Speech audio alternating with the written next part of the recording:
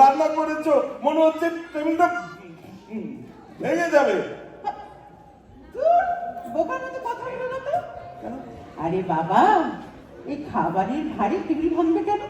এই টেবিল কি JC table নাকি? এ হচ্ছে স্টার ফার্নিচারের প্রোডাক্ট।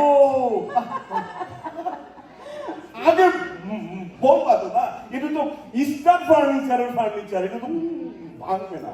হ্যাঁ আচ্ছা দাও, খিদা লাগছে মানে ও খাবার খাবার খাবার।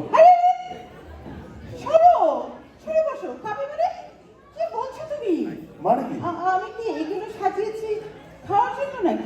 তাহলে কি জন্য তুমি সাজিয়েছো? আরে বাবা, আমি তো সাজিয়েছি এগুলোর ছবি তুলবো, ছবি তুলে তুলে ফেসবুকে পোস্ট করবো। তো কিচ্ছু বোঝো না। মানে তুমি সারা রাত ধরে তুমি এসব রান্না করেছো মানে ফেসবুকে পোস্ট দেওয়ার জন্য? জি, ফেসবুকে পোস্ট করবো। কেন তুমি জানো না, গত ঈদে আমার বান্ধবীরা সুন্দর সুন্দর রান্নার ছবি তুলে ফেসবুকে পোস্ট করলো, আর আমি কিছুই করতে পারিনি। এইবার আমি সব ছবি তুলে আমার নিজের ছবি সহ ফেসবুকে আমি সব পোস্ট করবো। আমার বান্ধবীরা বুঝবে কত ধানে কত চাল। আমার খিদা লাগে, আমার খাবার। এই পেটু কোথাকার, এত খেতে পেয়েছো যখন যাও কিচেনে যাও, কিচেনে গিয়ে নিজের হাতে হাঁড়ি থেকে খাবার নিয়ে খাও। যাও। বাবা বাবা, আমি এত কষ্ট করে খাবার সাজিয়েছি ছবি তুলবো বলে, আর এ কোথা থেকে এসেছে? খাবার দাও খাবার দাও। ছি ছি ছি।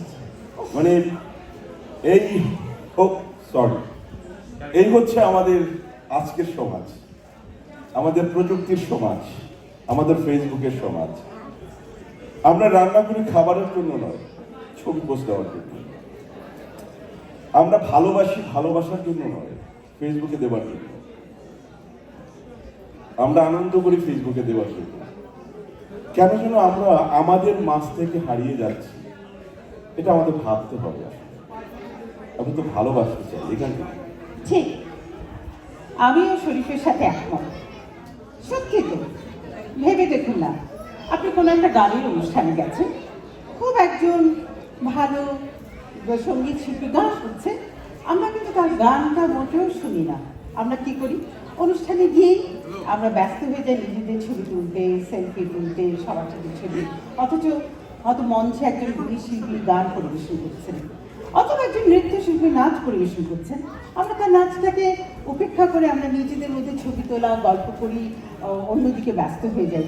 আমরা কিন্তু শিল্পীর প্রতি অসম্মান করছি। আমরা কোনো হয়তো একটা বিয়েতে গেলাম, সেই বিয়েতে আমরা হয়তো আমাদের কত পুরনো আত্মীয় স্বজনদের সাথে দেখা হলো, যাদের সাথে আমাদের কখনো দেখা হয় না, মাঝে মাঝে হয়, অথচ আমরা তাদের সাথে গল্প না করে কি করি, নিজেরাই শুধু নিজেদের সেলফি তুলতে ব্যস্ত হয়ে যাই। আসলে এটা কিন্তু ঠিক নয়।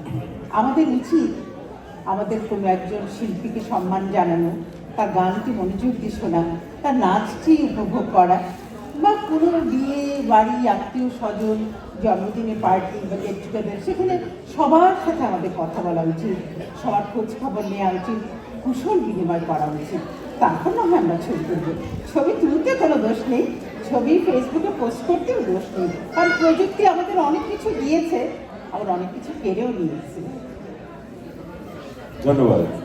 সবাই ভালো থাকবেন। ঈদ মোবারক। ঈদ মোবারক। শুভ নববর্ষ। করতালির সাথে